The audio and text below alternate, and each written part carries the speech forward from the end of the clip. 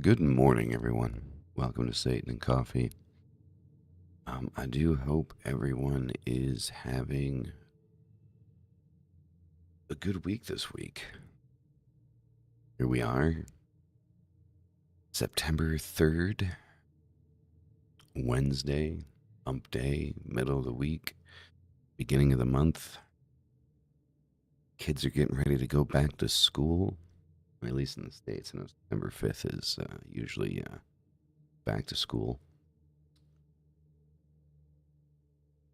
Getting back into the routine of things. Summer coming to an end. Halloween right around the corner. My favorite holiday. Back to school, kid. um, so I was always weird as a kid because I was always excited for the start of school. Summers were boring as hell for me as a kid. We never did anything as a family. When I was a kid, I wasn't allowed to do anything. Like that was the type of family I grew up in. So it's like it wasn't like hanging out with friends and doing anything, exciting when I was a kid. I was always excited for school to start, because then I got to interact with other people. Even though I was then like inevitably made fun of quite a bit, but it was like still enjoyed going to school. Uh, and I was definitely, classic type of goth back then where my parents couldn't afford shit, so I would just make my own shit.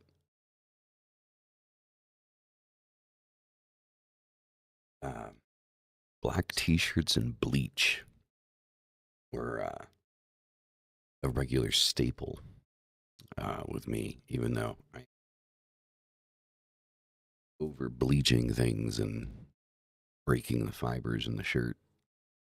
So, but it was fun times going back to school, being the creative weirdo that I was.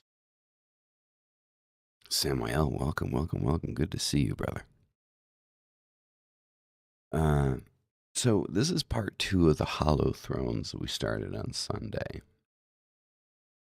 Because there's still quite a bit that I wanted to go over and start talking about more practical aspects of this.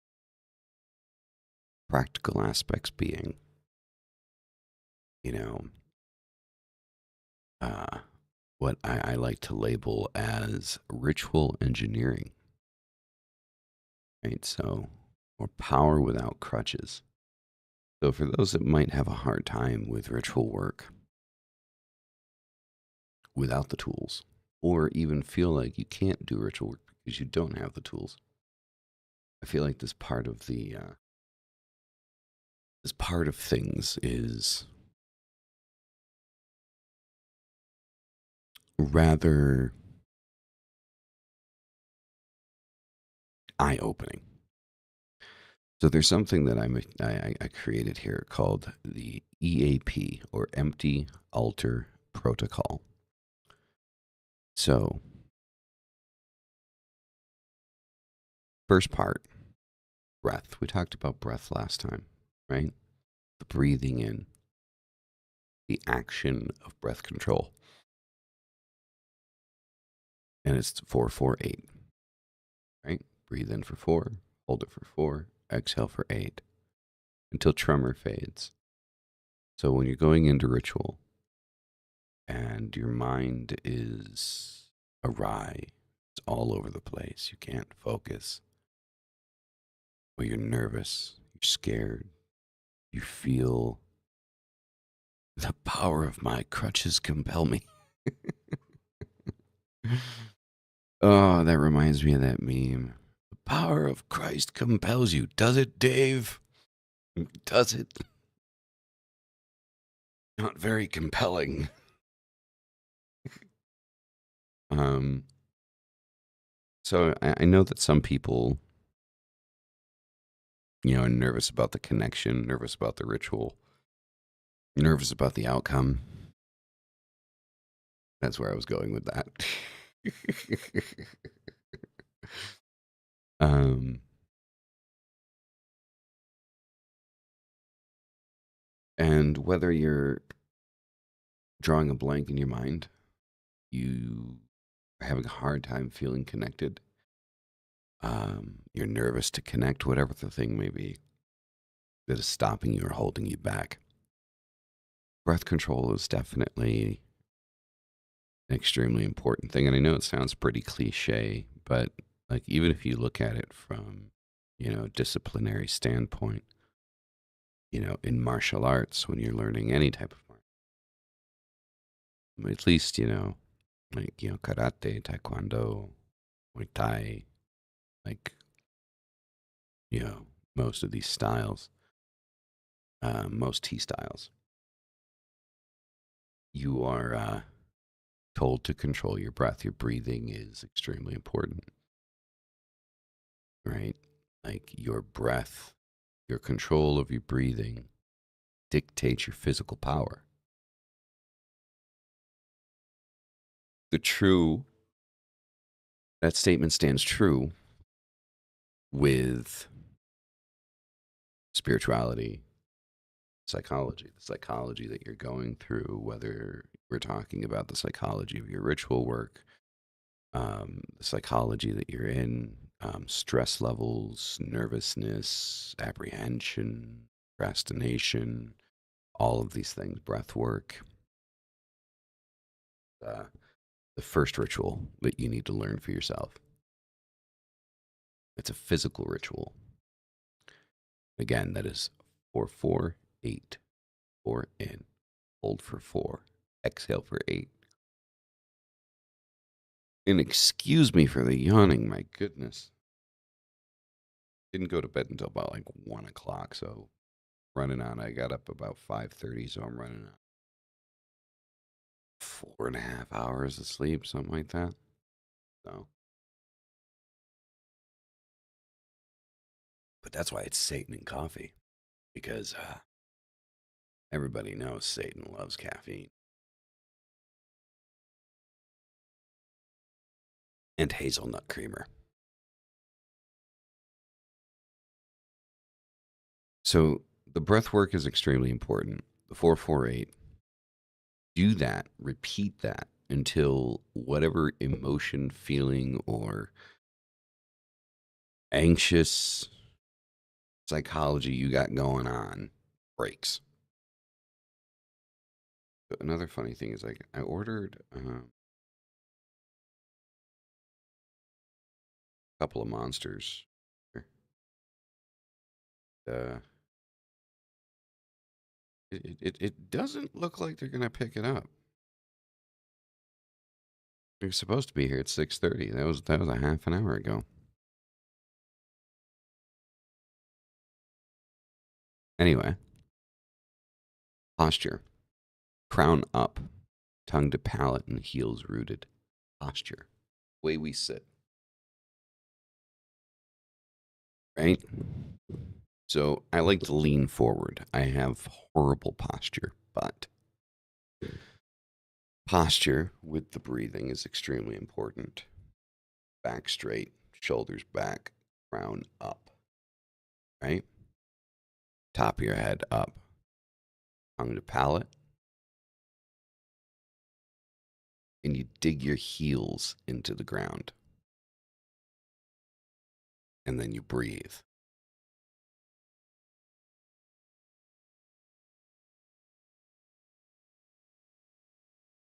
Just like that. Just like that. 4 in, hold for 4, exhale for 8. Keep the posture right. And you'll find that by maintaining posture, by controlling your breathing, the whole nervous system reacts. Your entire nervous system reacts. And this is where the idea comes from. Like, if you guys believe it was Bruce Lee that said to never speak negatively of yourself because the mind doesn't understand the difference between reality and a joke. the body reacts to the level of confidence that you give yourself. So, and this definitely has a lot to deal with, like if you look into like polyvagal, like the polyvagal theory, the levels to the nervous system, and how certain aspects of the nervous system react to your physical movements and how you live, how you do things in your life. So it is very true that the body reacts to things that you think the body wouldn't react to. For example, how you're sitting or how you're breathing. Now, this works for your physicality, your emotional state, and your spiritual state. Your ability to lock in, your ability to focus on the right at hand. Okay? Thoughts are reality. Exactly, they are. They are. It's very matrix of us to believe that, but the Matrix as a film, as creativity, as art, was founded in a very simplistic idea of thought being able to create reality, thought being able to manipulate reality. That there was a thing that existed, but your perception of that reality allowed you, afforded you the ability to metamorphosize, to transmute, and change, manifest what you wanted in that reality. They make you react physically in a way that might. Very true.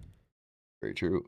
Body as well. We know that stress, we know that it is proven that stress and emotion can cause a physical reaction, an involuntary physical reaction.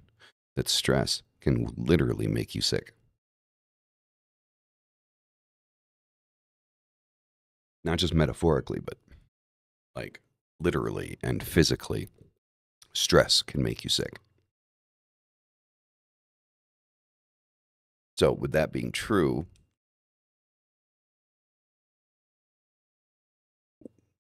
we should understand very simply that everything else also affects us.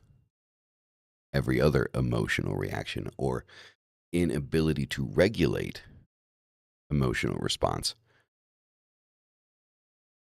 can cause physical manifestation. And the same goes for spiritual. Because if your emotions can affect you physically, your spirituality can also affect you physically. Your inability to regulate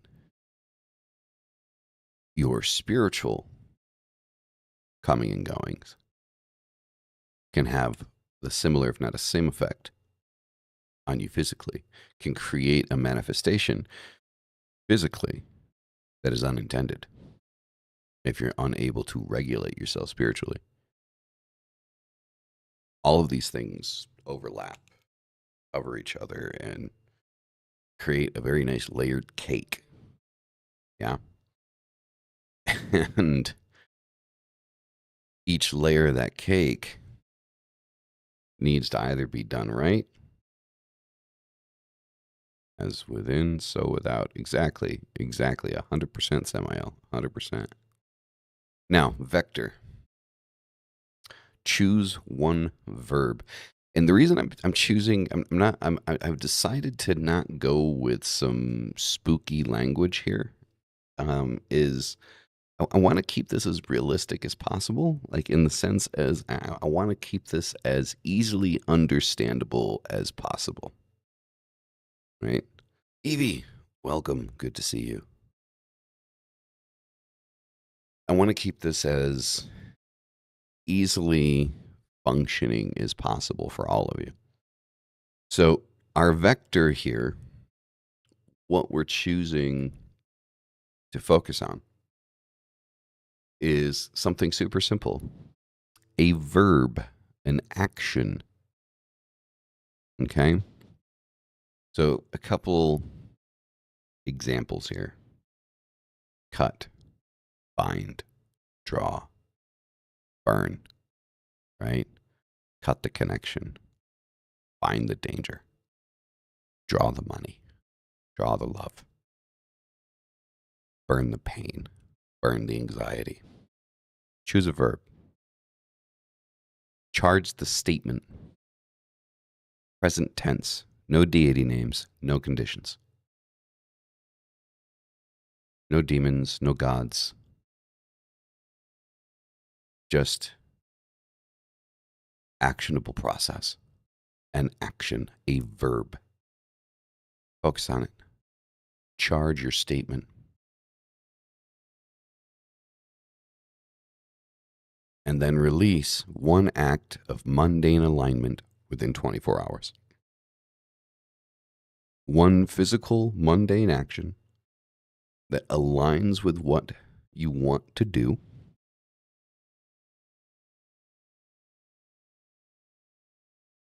And watch your sovereignty and your agency and your personal power grow. So, a good example here. You do a ritual with yourself. You allow yourself to meditate inside of yourself without invoking anything or evoking anything other than the self. You focus on one verb. So let's say here, let's use the term cut. Let's use the verb cut in this example. So what do we want to cut? There's a lot of things that we can want to cut out of our lives. Choose something simple and something I believe that everybody has had to deal with: toxic people, toxic friendships, toxic relationships, toxic family. List goes on and on and on. The amount of things in toxicity that we would want to cut out of our lives. So let's use that as an example, shall we? We focus on the vector. We focus on the verb. Cut. What do I want to cut out of my life? I want to cut this toxic relationship out of my life. I want it gone. I want freedom from the pressure and worry that this toxicity brings into my life. And I focus on this idea. I focus on my breathing. I focus on my posture. I focus on every aspect, physical aspect of myself. I feel every aspect of myself. I dig my heels into the ground. Focus on my breathing. I focus on the straightness of my back, the broadness of my shoulders, the level of my head. I focus on every minute piece of physicality that exists, everything that I can physically feel during this process. Instead of using the flame of the candle, the smell of the incense, the sound of the music, I'm listening to myself. I'm listening to every aspect of myself as each piece changes. I begin with the breathing. I focus on the breathing. I focus on the sound of my breathing, the silence of my breathing. I feel inside of me my back straighten, my shoulders broaden, my head rise. And I continue to focus on the breathing, and I focus on every aspect of myself. And then, in that moment, I charge my statement. Cut the toxicity from my life. Petitioning myself. And I focus on this and I repeat this over and over and over again. And eventually you will get to a point where everything starts to feel kind of tingly. you can feel it. You can feel the energy inside of yourself rise. And on the release, you let it go. You let it out. You push it out. And when you push it out, the next day, that was quick, homie. Oh, all right, cool. All right, they're finally on their way to me, which is nice. I gotta send this guy a message.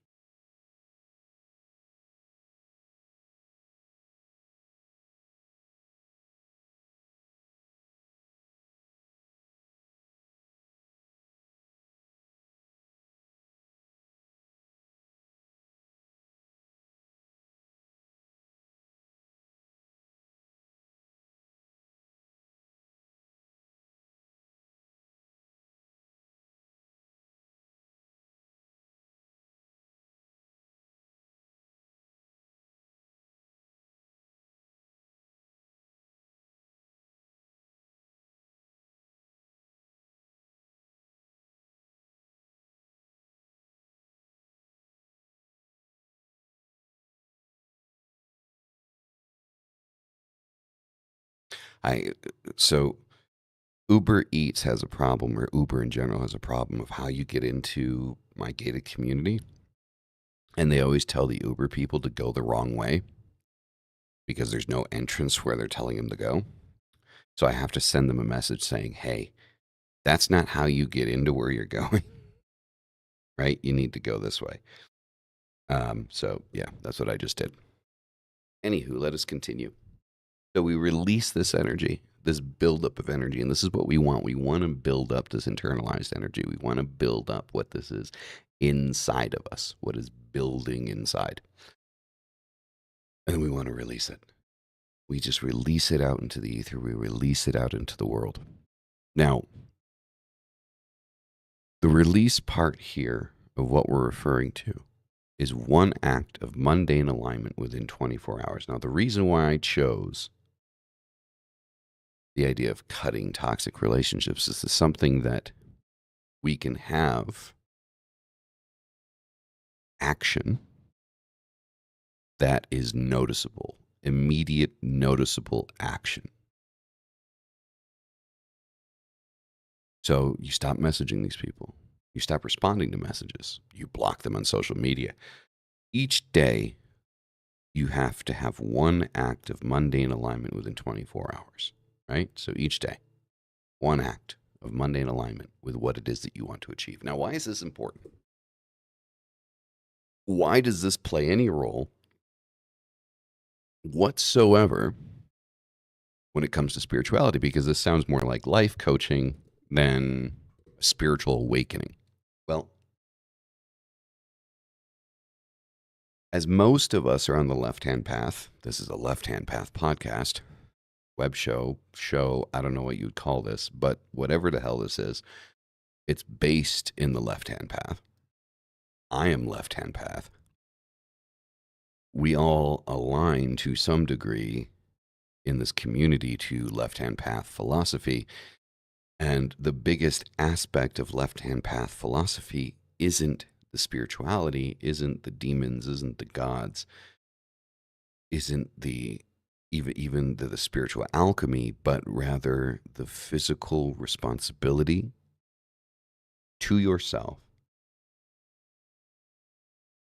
to achieve the things that you want to achieve in your life. Accountability, responsibility of self. Okay. So without that personal responsibility, without that personal accountability, without being able to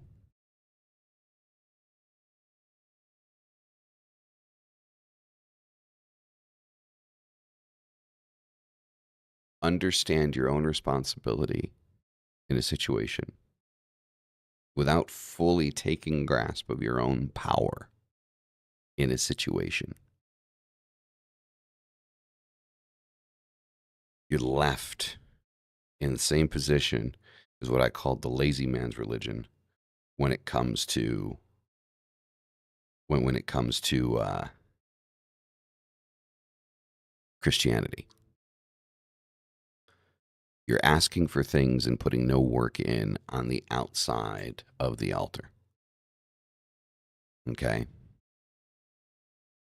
Now, another part of this is the tools, right? Reducing the amount of tools that we have to just a few tools, right?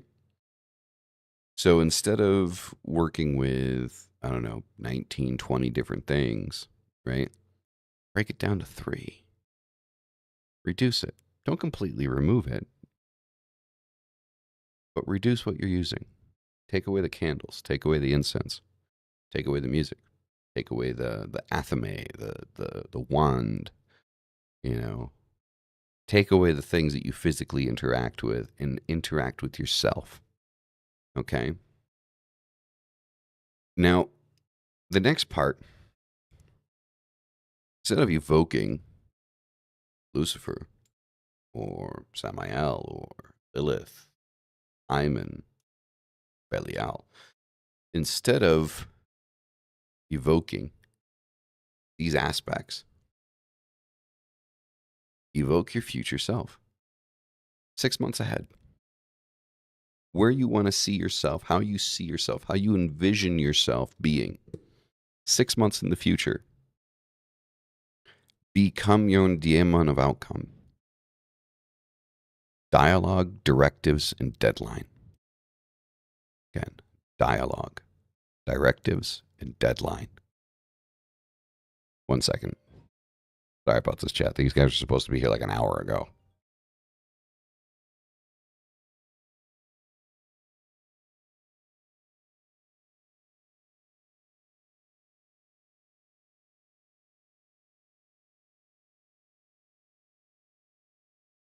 My monsters are here. And I'm going to need that caffeine kick. So bear with me.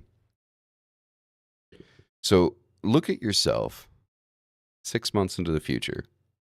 Focus on who you are in 6 months. And connect with that future version of yourself. And I'm going to explain to you a little bit more how this works in a second. I'll be right back.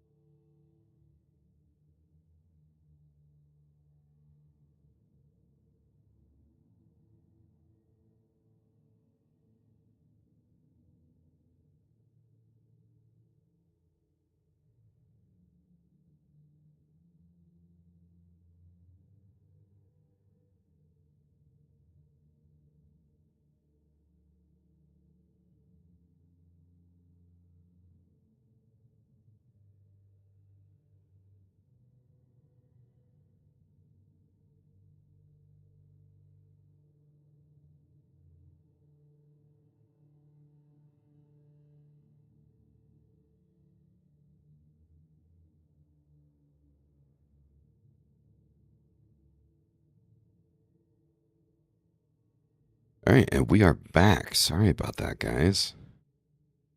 I usually like to have this stuff kind of handled, like, before we kind of kick off and we start. But got myself a mango monster. Why not? I don't like drinking out of the can, so I put it in a glass.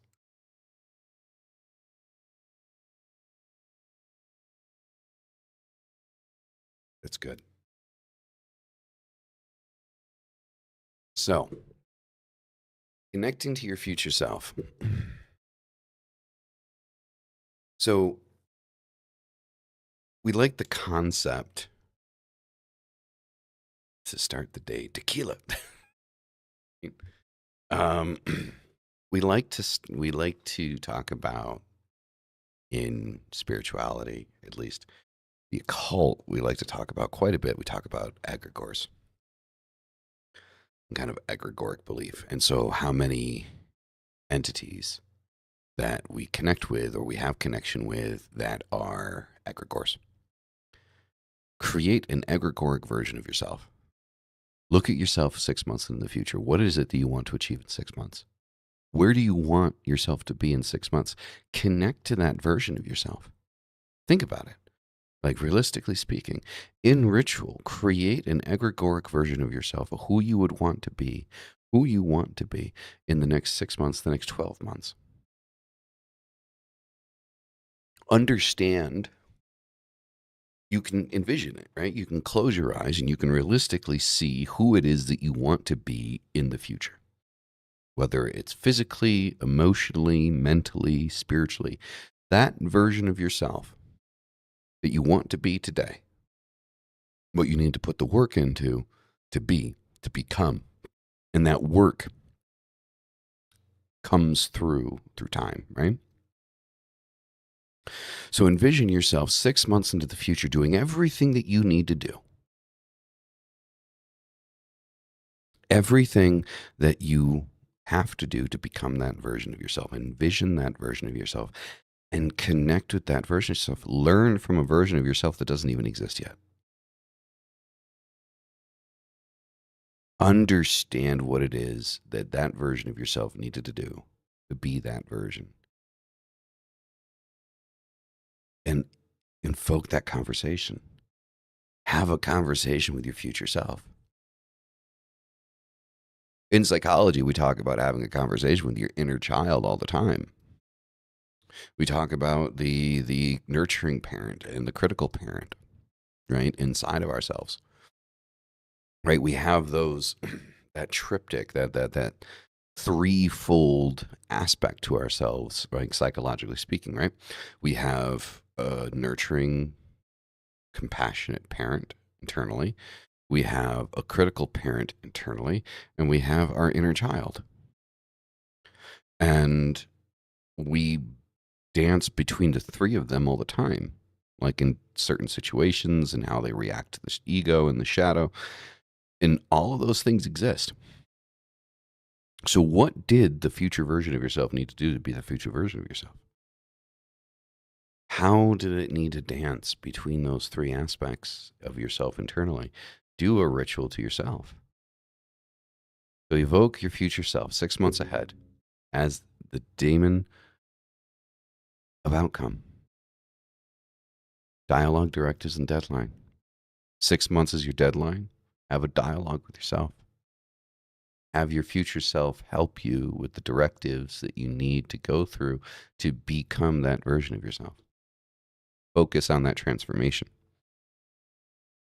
This is to open your personal power. Right? This now, all of this sounds very mundane. And like, we're not talking about Satan, we're not talking about Lucifer, we're not talking about any of these. And I'm not sitting here saying don't work with these entities during this time. I think it's highly beneficial, especially if you work with an entity like Lucifer or Samael, in this time frame, in this time period, or even King Payman, if what you're attempting to do is to become creative, maybe start a business or sell a product or service or something of that nature. I think aligning your spiritual work is equally as important as understanding your personal work. But I think a lot of us get so hung up on working with the entity, working with the deity, working with the magic that we forget about the magic that we can create by working with ourselves. Run this process. Do a ritual to yourself. Create your own sigil of self, right? Now, there's a simple way to break down a sigil for yourself, right? Now, I mean, this is, you know, pretty nonsensical. I think most of us know how to do this, right? So compress your full name plus the goal, right? Create a sigil out of it, right? What's your goal? What's your name? Full name, right? Compress it down. We all know that, right? Remove the vowels and stuff like that.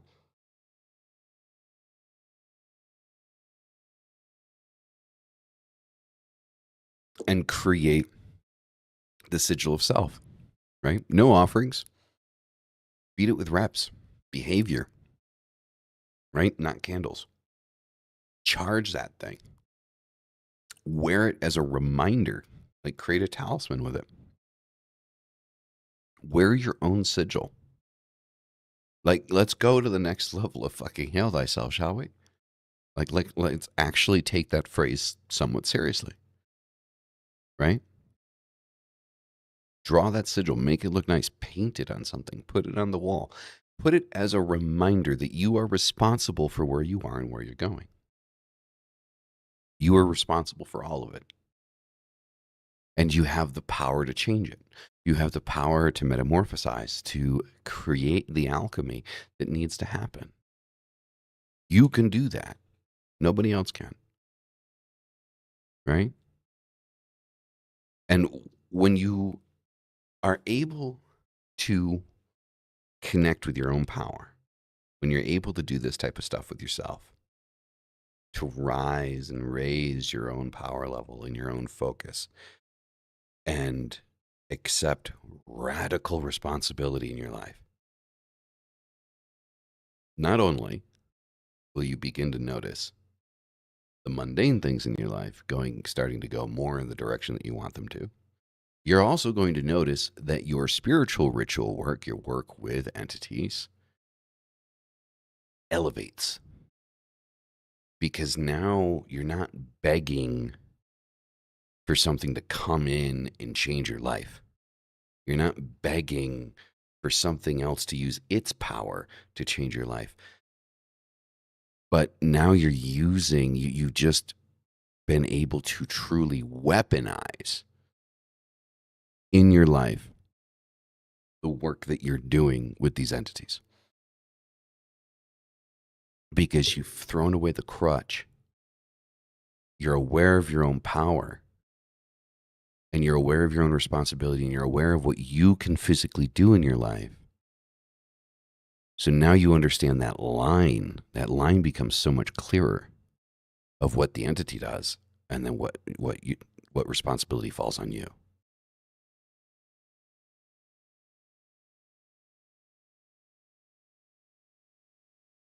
So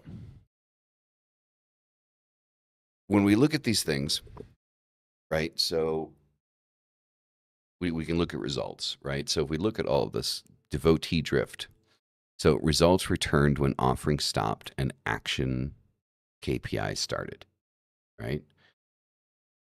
So when you look at things and you stop doing the offerings and you stop doing the stuff that you normally do with your spirituality and you break it down more to your own responsibility, you're going to notice that your returns are a lot bigger because you're putting the responsibility of yourself into the work that you're doing. And you're understanding where where the responsibility or where the help from the entity, the demon, stops, and where your responsibility in your life begins, right? And once you understand that, you could take more mundane action on the things that need to be done, and in turn, you see more return on your actions.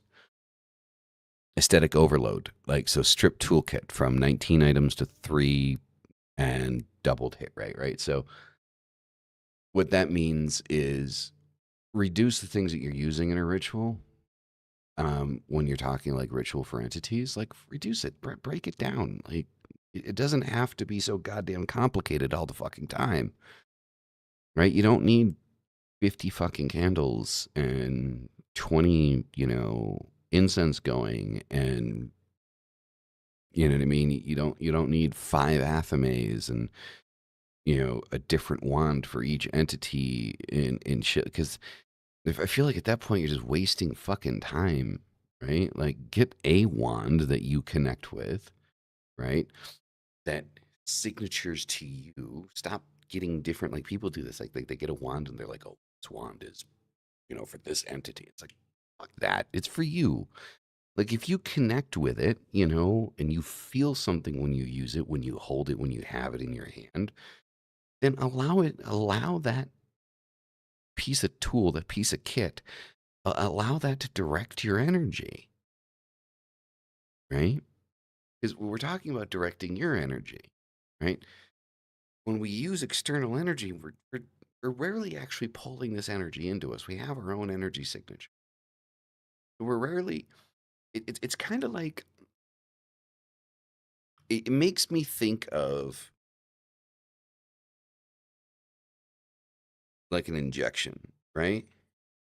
You let a little bit of the blood go into the syringe and then you inject. You don't just stick it in and then inject in, right? So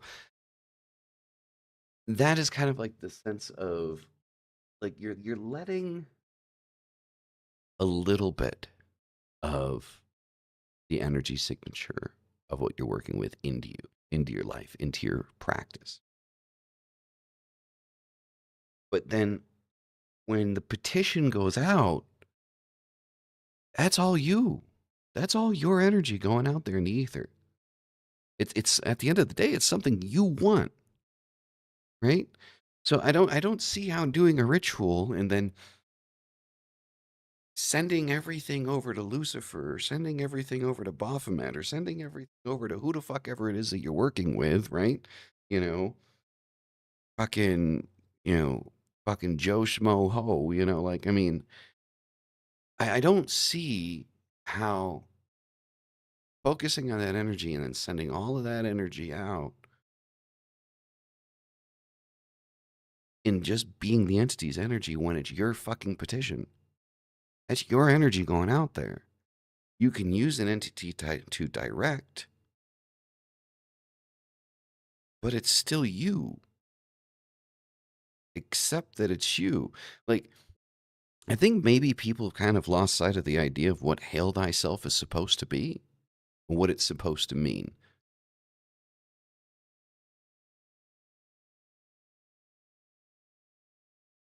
And then the idea of self deification, which is directly connected to hail thyself. What does that mean? Like, what does that mean to you? What does self deification mean to you? Because I can promise you right now, if you think that self deification means being an actual God, no, no, that's not how it works. You can't be a God. You're not a God. But you can be a God of your own life. Self deification is understanding the power you have in your life to be the most powerful version of yourself and the amount of actual influence that you have in your life. That is self deification. That is hail thyself.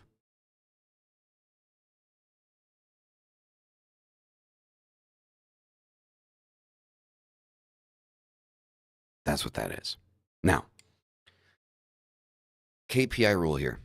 Results are verbs. Money received, calls booked, blood work changed, habits executed. Results are actions, right? Things that happen, things that can be quantified.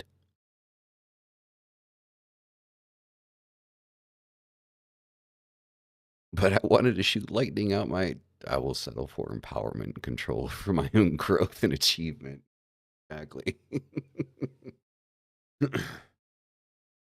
And don't misunderstand me. I'm not. I know that this sounds very atheistic in nature, but understand that you are listening to someone that is highly theistic. I do believe that, you know, Lucifer, Samael, Satan, Lilith, King Paimon, Belial, Baphomet, I believe that all of these things exist and they are real. They are real intelligences that can be tapped into, that can be worked with, that can be worshiped, that can be revered. I believe in all of them. I'm fully polytheistic. Hel, Odin, Thor, I believe in them as well. I believe in all of them. I believe that calling these entities into your life can evoke major change and transformation. But I feel that in the occult community today, it has become so much about the god, the demon, the deity, the Goetia, and so little people actually speak to their own ability. Ability has been changed and defined by what entity you're talking to, what gnosis you were given by some spooky demon daddy that, has little, if anything, to actually do with your life.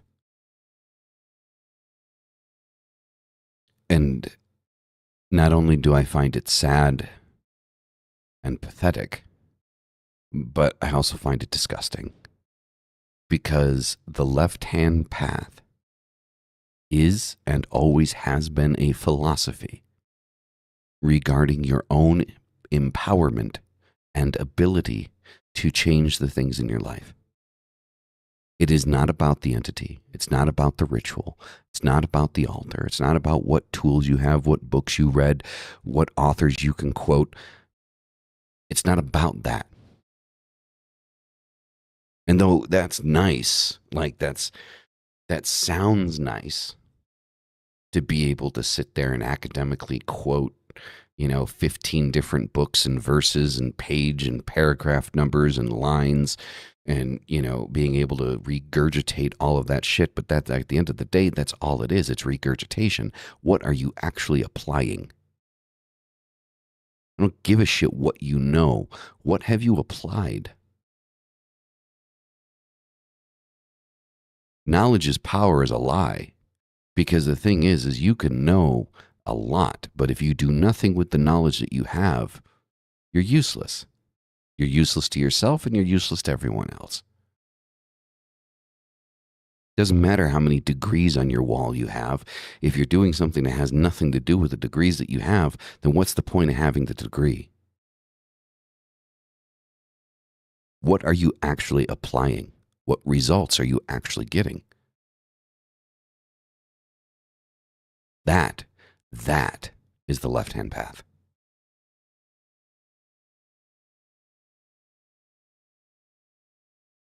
And I'm tired of people making it something that it's not.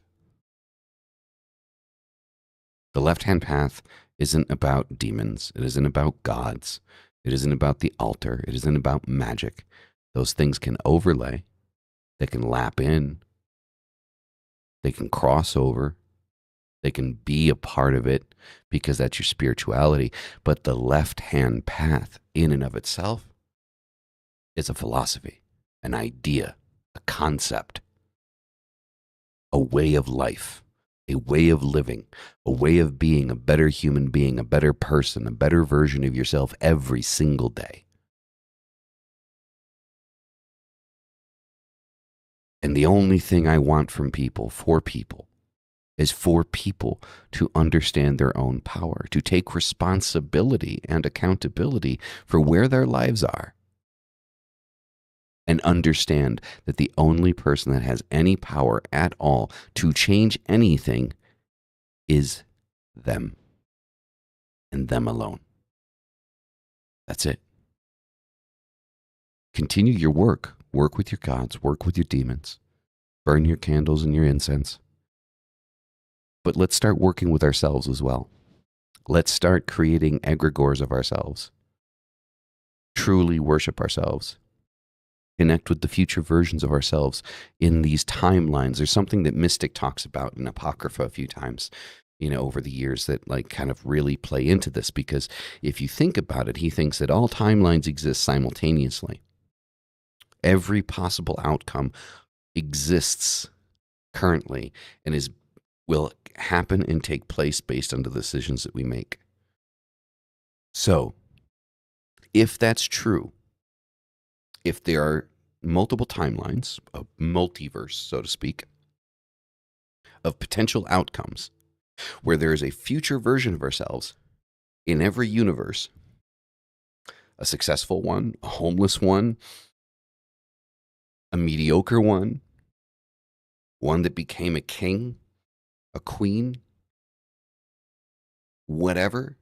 If this idea is real, and I suppose for argument's sake, we can say that it is. I can't prove that it is, and I can't disprove it either, but let's say for argument's sake that it is, that this is something that we can all agree on, that this is something that we can all feel, that there is a potential version of ourselves in the future, depending on every decision that we make. In each version of ourselves, we can see. You close your eyes and you picture yourself homeless, I'm sure you probably can do it. It's terrifying. It's going to make you sick to your stomach, but I'm pretty sure that you can probably sit there and see yourself being homeless and, broke, if you close your eyes and you think about it.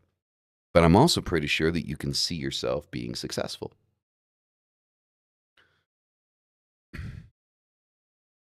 And obtaining all of the things that you want to obtain. So if we can do that, we can see that version of ourselves. Why not tap into that? Exactly. The only way to improve is through. Tap into that version of yourself that you want to be. Shit, tap into the version of yourself that you don't want to be. Be like, oh, yo, homie, where'd you fuck up? Right?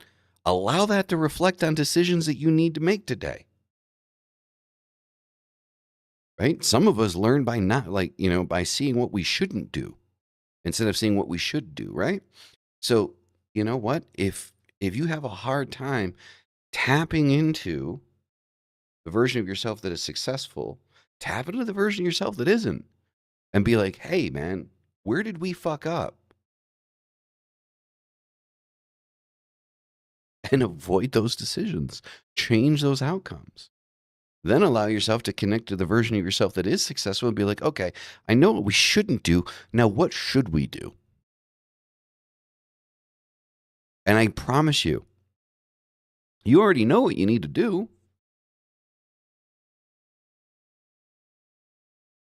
All of us already know what we need to do. Tapping into the version of yourself that is successful is just proving to you that the decisions that you know that you need to make them. You need to take responsibility for that shit. You need to make those choices. Then, after you tap into those versions of yourself, after you work out the decisions that you need to make and you understand and you know the decisions that you make, now tap into your theism, tap into your demons, tap into your gods.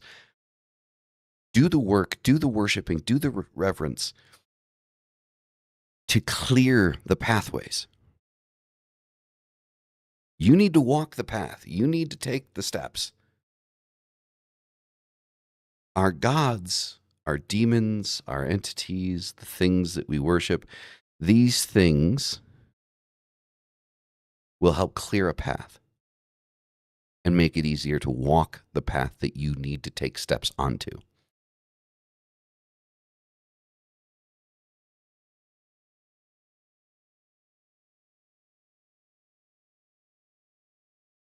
Alonzo, it is. That is what it is. It's a path of self-growth. It's personal focus. You need to do the work for anything to happen. And I feel like people miss the point of self-work. Like, most people are like, "Well, I woke up today," and it's like, "Okay, that's an achievement. Sure, that's great, but you still need to take steps, change things, move things." The only thing that has the power and ability to do that is you. That's it.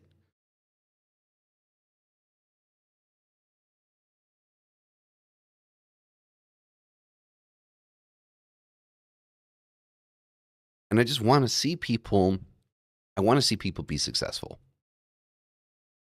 I want more successful people.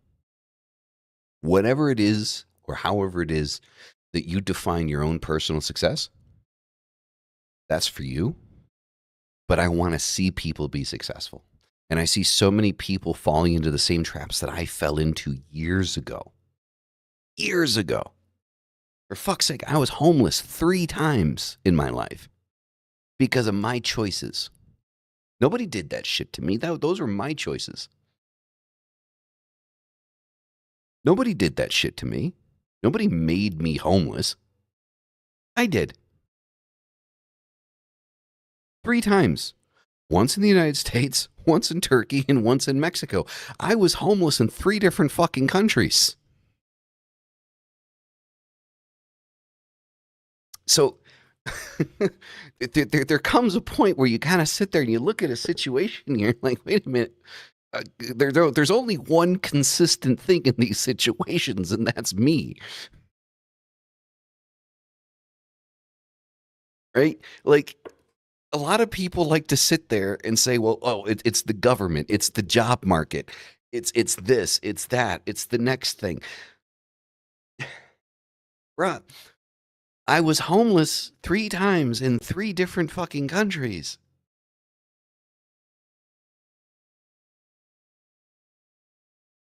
Different governments, different people, different friends. The only consistent thing in those 3 situations was my happy ass.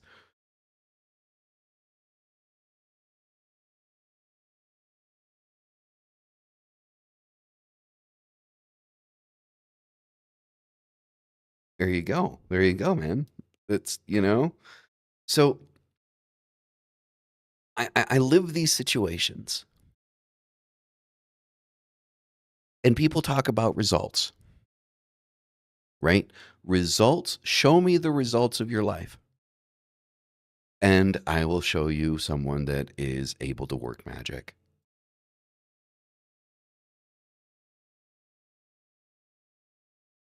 You're looking at it. You're looking at it. I'm able to sit here in a nice gated community, a decently sized house, beautiful woman upstairs carrying my child, food in the fridge, power on, internet paid for, and I'm able to sit here with you guys 4 days a week, 4 times a week, and have chats like this. I'm able to pay my bills. I'm able to work on projects and things that I want to develop and put out there in the world to help more people. Those are my results. So I'm living proof that once you take accountability for your shit,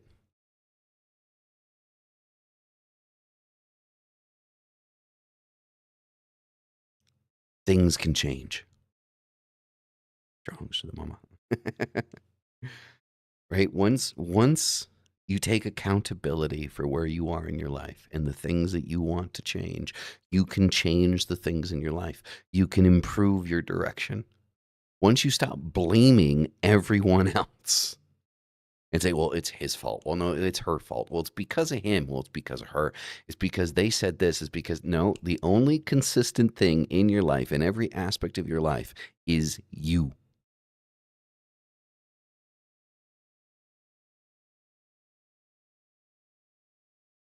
Take accountability for your shit. Connect to that future version of yourself. Empower yourself. And use your entities to clear the pathway. Anyway, everyone, thank you very much for coming this morning. I greatly appreciate it. I do hope that this part 2 was beneficial for some people. You're all fucking amazing.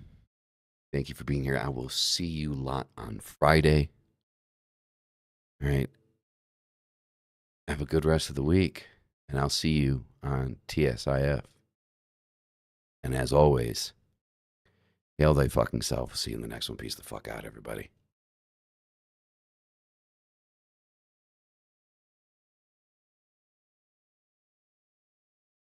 It's a good one. Good. Well, keep going, Alonzo.